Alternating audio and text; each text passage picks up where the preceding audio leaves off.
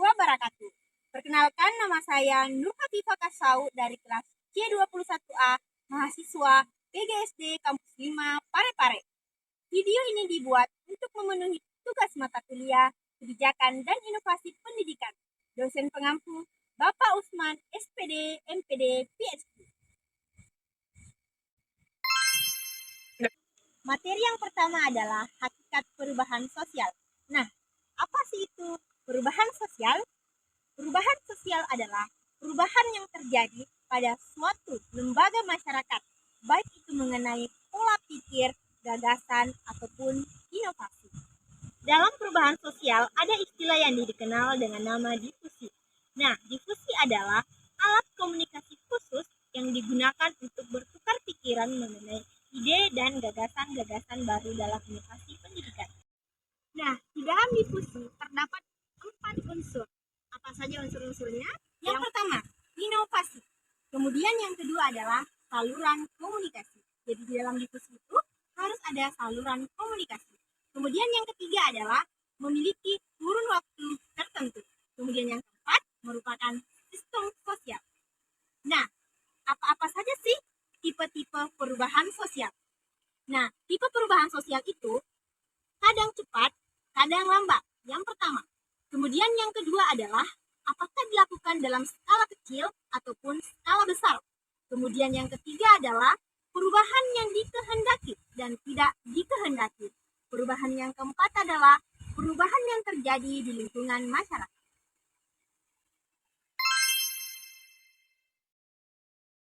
Materi selanjutnya adalah hakikat inovasi pendidikan. Nah, apa sih itu inovasi? Inovasi adalah pembaharuan yang dimulai dari hal-hal yang kecil. Di dalam inovasi menganut prinsip. Yang pertama adalah analisis, kemudian bermanfaat, dan kontekstual. Nah, tujuan dari inovasi sendiri itu adalah untuk meningkatkan kemampuan dari sumber daya manusia, uang, sarana, dan prasarana. Adapun sasaran dalam inovasi pendidikan yang pertama adalah guru. Guru harus memiliki kreativitas dan berkomitmen terhadap proses pembelajaran. Kemudian yang kedua adalah peserta didik. Yang ketiga adalah kurikulum. Yang keempat adalah fasilitas. Dan yang kelima adalah lingkup sosial masyarakat. Ada dua bentuk inovasi pendidikan. Yang pertama adalah top down, di mana model ini dari kelompok ke individu. Contohnya apa? Contohnya adalah saat Kementerian Pendidikan dan Kebudayaan memberikan kebijakan, kemudian dikirim ke jajaran-jajaran di bawahnya. Kemudian bentuk inovasi yang kedua adalah bottom up. Model ini memberikan juga dari kelompok ke individu, tapi di sini adalah kelompok yang lebih kecil. Misalnya saja, kebijakan dari sekolah kemudian diberikan kepada guru untuk diikuti. Materi selanjutnya adalah hakikat difusi dan diseminasi inovasi pendidikan. Nah, di dalam difusi terdapat 4 elemen. Elemen apakah saja itu? Yang pertama adalah inovasi. Kemudian yang kedua adalah komunikasi dengan saluran tertentu. Kemudian yang ketiga adalah waktu. Waktu yang dibutuhkan untuk berkomunikasi. Kemudian yang keempat adalah warga masyarakat. Nah, di dalam pengambilan keputusan inovasi terdapat 5 tahap yang digunakan.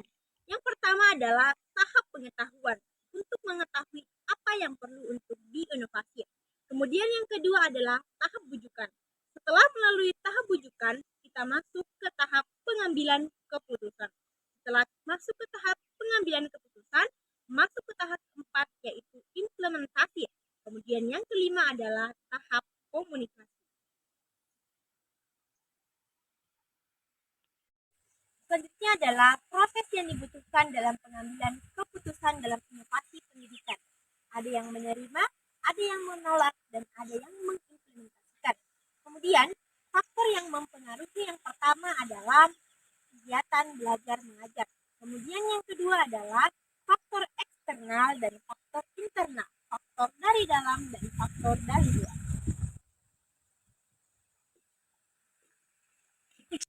Materi selanjutnya adalah karakteristik, strategi, dan petunjuk penerapan inovasi pendidikan. Nah, dalam karakteristik penerapan inovasi pendidikan ada 5. Yang pertama adalah relatif atau menguntungkan. Kemudian yang kedua adalah sesuai dengan kebutuhan. Tentunya inovasi itu disesuaikan dengan kebutuhan yang diinginkan. Kemudian yang ketiga, rumit untuk dijalankan. Kemudian yang keempat, adanya uji coba atau diterapkan. Kemudian yang terakhir adalah dapat diamati perubahan apa yang terjadi saat terjadinya sebuah inovasi. Nah, selanjutnya dalam inovasi pendidikan tadi ada yang dimaksud dengan strategi. Nah, ada 4 strategi dalam inovasi pendidikan. Yang pertama adalah strategi fasilitatif. Kemudian yang kedua adalah strategi pendidikan. Kemudian yang ketiga adalah strategi bujukan. Nah, di mana saat ingin menerapkan inovasi pendidikan akan diberikan strategi bujukan.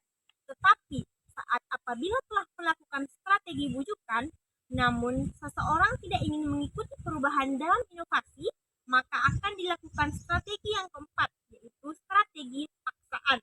Jadi, dari keempat strategi ini semuanya saling berkaitan untuk penerapan dalam inovasi pendidikan. Contoh dari strategi bujukan ke strategi paksaan. Contohnya adalah saat seorang guru menerapkan sebuah media yang ingin diimplementasikan di suatu sekolah, maka dilakukan dulu pelatihan kepada guru tersebut. Nah, itu termasuk strategi bujukan.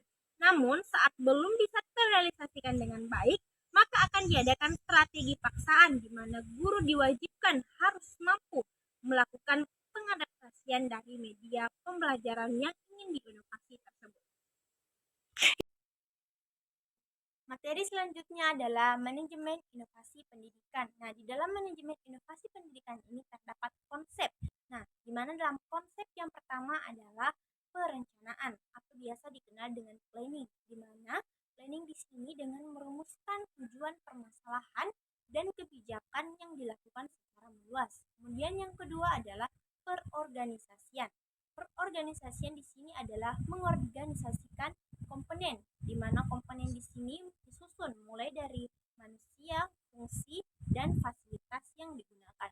Kemudian konsep selanjutnya adalah penggerakan, di mana di sini penggerakan memberikan dua dorongan pada dua hal, yaitu antara kemauan sekolah dan antara lembaga pilihan. Kemudian yang keempat adalah penilaian, di mana penilaian di sini melakukan penilaian yang telah dilakukan mengenai penilaian proses, kemudian penilaian hasil dari keterlaksanaan manajemen inovasi pendidikan. Kemudian yang terakhir adalah pengawasan. Jadi setelah melakukan penilaian maka dilakukan pengawasan mengenai keberhasilan atau keberlanjutan dari inovasi pendidikan yang telah dilaksanakan. Adapun bidang kegiatan dalam manajemen inovasi pendidikan yang pertama adalah manajemen kurikulum, manajemen kewajiban, manajemen personalitas, manajemen sarana dan prasarana, yang terakhir adalah manajemen keuangan. Model inovasi. Materi yang keenam adalah konsep model inovasi pendidikan. Nah, di mana konsep model inovasi pendidikan ini dipengaruhi dari beberapa faktor, di mana faktor yang pertama yang mempengaruhi dalam model inovasi pendidikan ini yang pertama adalah faktor kegiatan belajar mengajar. Nah, di mana kegiatan belajar mengajar di sini ditinjau dari bagaimana kegiatan belajar mengajar itu berlangsung. Apakah berlangsung secara profesional, efektif, dan perhatian.